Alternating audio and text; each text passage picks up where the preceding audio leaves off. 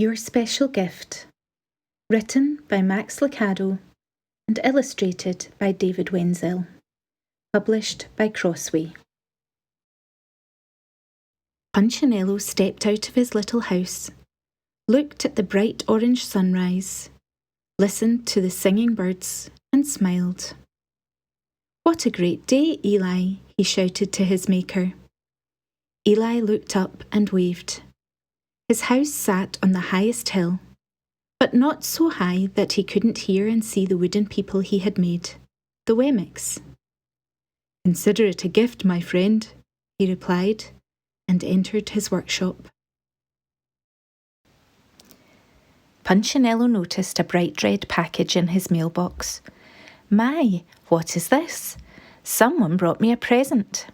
He unwrapped it. "A hammer. I love hammers. But who gave it to me?" He looked up and down his street but saw no one. Not far away, in another small house, Lucia, Punchinello's friend, was asking the same question. "Who gave me such a nice gift?" she wondered as she lifted the lid off the box she found outside her front door. "A paintbrush and a palette of paint. I love to paint, but who knew?" Splint and Woody lived down the road from Lucia. They found their gifts at the foot of their beds. "Wow, thanks, Woody," Splint exclaimed. "I didn't give it to you," Woody replied. "Did you give this to me?" He held up a green box with a yellow ribbon. "No, but let's open our presents." "Sewing stuff!" Woody held up a needle and thread. "I love to sew." Splint was just as excited. "A guitar! I know how to play one of these." "Who do you suppose brought these gifts to us? And why?" Woody added. Splint and Woody weren't the only curious Wemmicks. Hans the baker announced to his wife, "Look, a new spoon." Violet the florist found a beautiful vase on her doorstep. Even the mayor and his wife discovered gifts. "Look, a bucket and brush," the mayor beamed. "I love to clean things. Why, when I was a little Wemmick—" "Not me," his wife said. "I don't like to clean anything. That gift must be for you." "And this one must be for you," replied the mayor, as he reached further into the box. "A book." "A storybook for little Wemmicks. What fun!" "Who gave us these gifts?" asked his wife. "I don't know," replied the mayor, looking out his second-floor window to the street below. "But I see some little Wemmicks who could use a story." The mayor and his wife looked down at a very tired Wemmick family. The mother and father were leaning against a wagon. Their 3 children, looking cold and sad, sat in the back.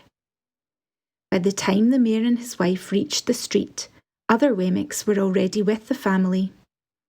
Punch, Lucia, Splint and Woody had brought their gifts to the village, hoping to find the giver. But when they saw the wagon, they dropped the presents in a pile and forgot about them. "What happened?" Lucia asked the family. "Everything has gone wrong," the father explained. "Our wagon wheel broke when we crossed the bridge." When the wheel broke, the wagon tilted, and our clothes fell into the river and washed away. The rain soaked our food. We are tired and hungry and dirty. "Where are you going?" "We came from far away to see Eli," the mother answered, "but I don't think we'll make it. So tired, so hungry." Her voice trailed off and her head hung low. For a few moments, no one spoke. No one knew what to say. But Punchinello had an idea. He turned to his friends and announced, "Hey, we can help this family to see Eli." "Yeah," they agreed, and every Wemmick ran to work on the broken wheel. Splint and Woody tried to yank it off, but it wouldn't budge. "Here, let me get it," demanded Hans the baker. But when he pulled, the wheel broke into 2 pieces. "Now see what you've done," said the mayor. "Let me take over." But when he lifted the wheel, it fell apart. This isn't working, Punchinello thought, but he didn't know what to do. We are so cold and hungry, the mother moaned. I have clothes, Hans yelled, running towards his house. I know how to cook, shouted the mayor's wife, which caused the mayor to look at her. I did cook, she told him, hurrying away, once, a long time ago. Well, maybe I helped someone else cook, but I can try. But she didn't know how to cook. She returned with burned bread and cold soup. And Hans brought clothes, but not clothes the family could use. They were cut to fit his short and square body. This isn't working, Punch said to himself again. But he didn't know what to do. Neither did anyone else.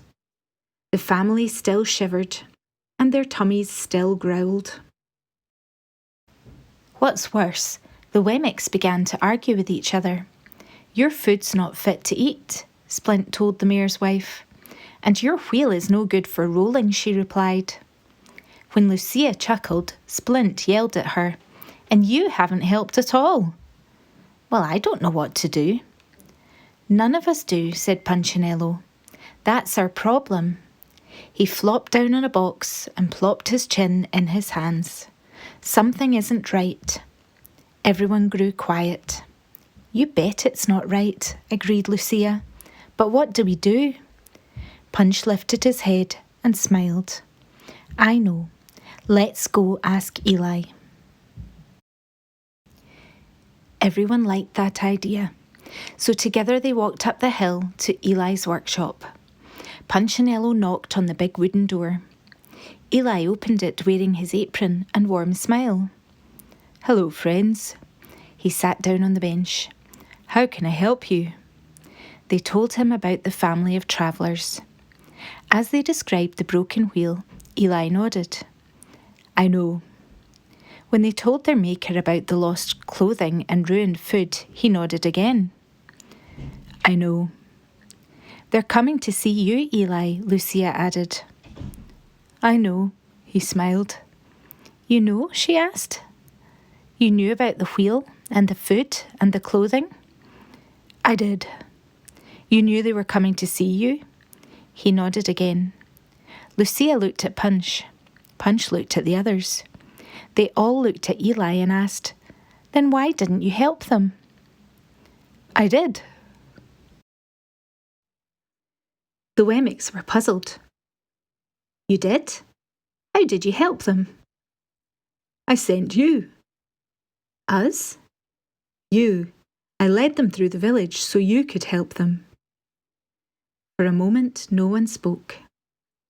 Finally, Punchinello did. That's our problem, Eli. We want to help, but we don't know how. The wheel is still broken, and the travellers are still cold, and the food is still bad. Even the mayor's wife nodded. Sounds to me like everyone is doing something, and no one is doing the right thing, Eli explained. What? Splint and Woody asked. Try this, Eli smiled. Each of you do the most what you do the best. The villagers pondered his words. Do the most what you do the best, Eli repeated. You have gifts, don't you? For a moment, no one spoke. Then Punchinello remembered. I do. I have a hammer. And I have a guitar, Splint piped up. Someone gave me a needle and thread, Woody added. One by one, the Wemmicks announced their gifts, until Lucia realised. Did you give those to us, Eli? The maker nodded and smiled. Use the gifts I gave you. Don't try to use a gift you don't have. Just do the most what you do the best. Feeling much better, they returned to the village and walked straight to the pile of gifts. Punchinello took his hammer, looked at the wagon and said, I can repair the wheel with this. Woody took his needle and thread. Time for me to make some clothes. Hans the baker cooked with his spoon. The mayor cleaned the wagon with his brush, and Lucia decorated it with her paint. After the baker fed the family, and Woody finished sewing their new clothes, the mayor's wife read stories to the children, and Splint sang them songs. Not for long, however. The family was so tired that they soon fell fast asleep. All the Wemmicks agreed to meet the next morning and take the travellers to Ely. As the sun rose, a group of happy Wemmicks led the wagon and the travellers up the hill. The birds sang and the Wemmicks smiled. When they reached Eli's house, he was glad to see them. "Looks like you made some progress." "We sure did, Eli," Punchinello smiled. "Thank you for the gifts. Know anyone else who needs some help?"